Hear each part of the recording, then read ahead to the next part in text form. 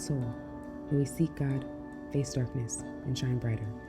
Today's blog is called Minding Your Business. One of my favorite phrases to deploy to protect my light is, "That's none of my business." Growing up, I always took that to mean, worry about yourself.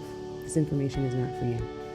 And that interpretation still stands today, but I also think of it as, don't focus on things that don't concern you. And truthfully, that's good advice, not only for a wide-eyed kid who always wanted to know what was going on, but also for an adult focused on positively nourishing the light within.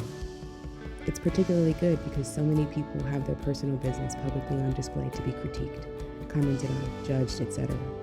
And more often than not, that business is unnecessary for me to consume. So to protect my own heart and mind, I work very hard not to invest my time or attention in things that don't concern me and stay focused on my own work.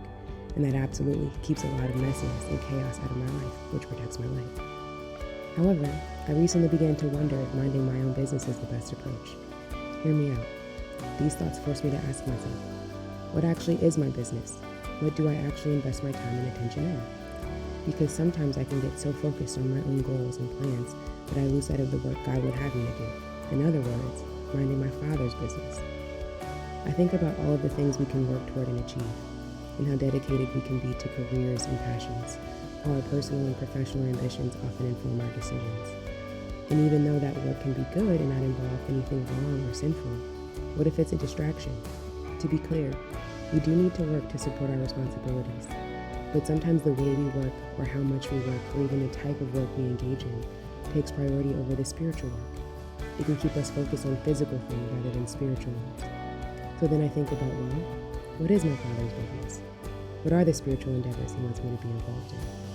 My immediate thoughts go to Luke 2:41-50, when 12-year-old Jesus, his parents, and the company they were traveling with went to Jerusalem for the feast of the Passover. But when the feast was over, everyone left except for Jesus, who remained in Jerusalem without them knowing. Starting at verse 46, the New King James Version reads, "Now so it was that, after 3 days, they found him in the temple, sitting in the midst of the teachers, both listening to them and asking them questions. And all who heard him were astonished at his understanding and answers. So when they saw him, they were amazed. And his mother said to him, 'Son, why have you done this to us? Look, your father and I have sought you anxiously.' And he said to them, 'Why did you seek me? Did you not know that I must be about my Father's business?'"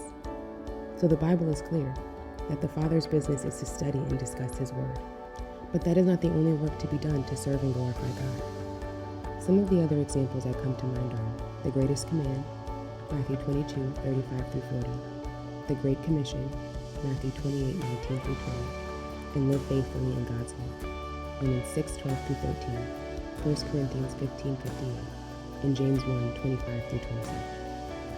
All that thinking brings me back to, what am I focused on day in and day out? How am I spending my time? What am I striving for in the long term? And how much of that aligns with God's will? Am I minding my own business or my Father's business? And how can I make my business the same as my Father's business? Connection question. What are some of the ways you like to spend minding the Father's business? Let me know in the comments. I'd love to connect with you today.